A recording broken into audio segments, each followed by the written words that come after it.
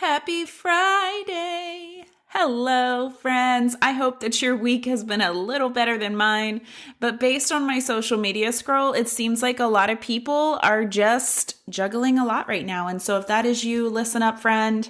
I really hope that this episode makes as much sense to you guys as it does in the season of life that I'm currently in. On Monday night, my good friend, who is also a trooper here in the state of Maryland, was shot multiple times in the line of duty on his way home from work during a traffic stop. And look, I am a believer in all things astrology and vibes and signs and just there being like this greater thing that affects the way we interact with the world, or maybe I should say the world interacts with us on a daily basis. So Monday night, about 9:45 p.m., my husband was falling asleep and I just couldn't. I was laying there in bed in the dark, facing the window, and I felt tears coming. And I let them fall because it's been a heavy few weeks for me. And I wasn't exactly sure where they were coming from, but I just attributed it to the past month and just like a culmination of things. And I felt like, okay, well, maybe my soul just needs this cleansing cry, and then maybe I'll be able to sleep. You guys, I promise this is a mindset elevator. So hang with me for a minute. I laid there with my thoughts for about 45 minutes, and finally I do what a lot of us probably do but shouldn't. I grabbed my phone, right? You're like, oh, I can't sleep. I'm just going to grab my phone and like scroll for a minute till I get tired. We shouldn't do that. I do. It is what it is. So I keep my calls on silent while I'm asleep, except for like my emergency contacts. And I picked up my phone about 10:30 and realized that someone had called me from a local number at 10:15. So I'm like, call's kind of bugging me. People don't normally call me this late. I wanted to call it back, but my husband is, of course, asleep next to me, so I'm trying to be quiet, and I tell myself, well, maybe it was just a wrong number. But I still decide to bring up a local emergency responder Facebook page to see if anything bad was happening in our area that maybe someone I know is caught up in something, right? So I see on this page that a Maryland state trooper has been shot locally.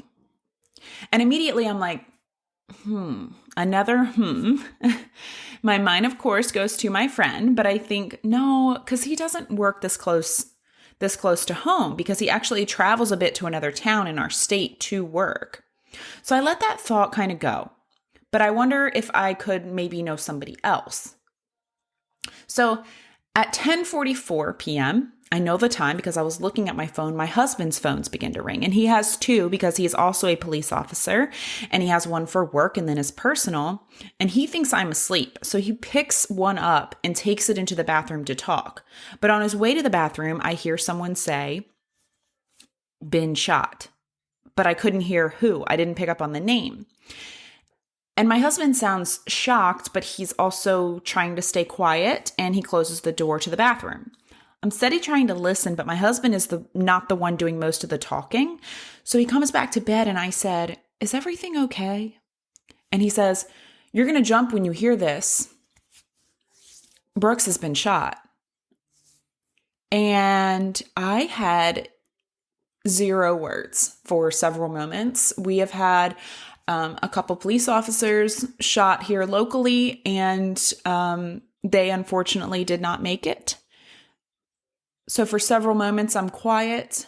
And then I said, okay, but what? He's okay, right? And he says, I don't know. So we both spend the next hour and a half on our phones, reading what happened, seeing his condition, etc., deciding whether or not to go to the hospital, or if the hospital would want friends flooding their halls at that time of night, because we did find out that his vest had saved his life. So we knew he was going to be okay before I finally fell asleep sometime after 2 a.m. that night.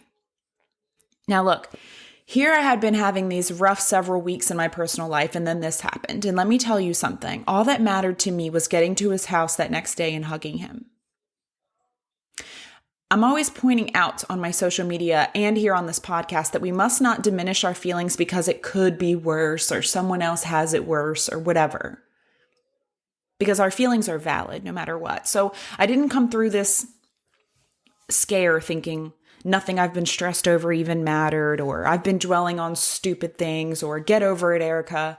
No, I'm not saying or thinking that at all. But what I did realize from this is that I've been enduring and surviving the past several weeks, enduring and surviving in my personal life.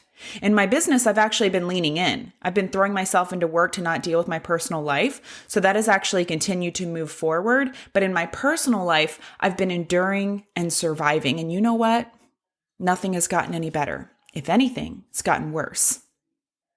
And this should come as no surprise, but in the midst of it, it was easier to not deal with it. And I wanted to pretend that there were no problems, even though there were big problems. A storm was brewing. I wasn't doing anything to stop it. I was just trying to survive each day and endure it until.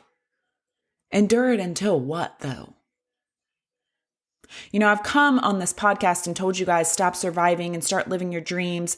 This was easy for me to do when it came to my career and fitness goals, but when it came to my relationship goals, it just wasn't so fucking easy. And I've had so much growth to do in my personal life, so much that I'm dealing with. But you know what? While it felt daunting, while it felt like something I didn't want to face, almost losing my good friend this week so suddenly felt like someone grabbing me by the shoulder saying, Erica, stop entertaining people who take from your life more than they add. Life is too damn short. You deserve to be treated with the love that you desire. And I'm talking to you too. You deserve that. You deserve relationships that add to your life. I'm not talking about monetary. I'm talking about relationships that make you feel good, that make you want to be a better person, that allow you to further flourish, that think you're pretty freaking special because you are, my friend. And I've come on here and I told you to stop enduring and surviving in your career and with your big goals, and stop enduring and surviving in your personal life. That's what I'm telling you today. I got a wake-up call and I want to pass that on to you. Evaluate your life today by evaluating your personal relationships. Stop accepting any old company just so you can have company. You don't need a bunch of relationships in your life, just a couple great ones. Stop giving your time and energy to people who are sucking the life out of you. I don't care if you only have one friend. If that friend freaking sucks, stop giving them your time and energy, because you're going to open up space for someone who deserves to be in your life. Stop giving your energy to people who are sucking the life out of you, aren't adding zest to your life, who aren't actively fucking rooting for you. I'm not talking about rooting in the sense that you tell your friend something good that happened and they respond with, that's great, and then they move on to the next thing. No. I'm talking about people who reach out to you to see how you're doing. People who make the effort. People who go the extra mile to celebrate your successes. People who say your name in a room full of opportunities. This is going to require that you own who you are, my friend. We have to remember what we deserve, our worth. We have to be willing to wait for the relationships that deserve us, whether it's a friendship or a romantic relationship. You cannot find what you want and deserve by entertaining those who can't give you what you need. And I better wrap this up because this is supposed to be a mini episode, but damn, I just felt so called to pass that on to you today as I'm facing it myself. We can evaluate our relationships and elevate our life today. I love you guys. I am rooting for you to stop surviving in your relationships and find ones that you can thrive in. And the first step is to stop entertaining the ones that don't allow you to do that. That's wasted energy, and we don't do that here. Life is too precious. Take this reminder of that today and stop overplaying your role in relationships that don't deserve you. Talk soon, friends. E.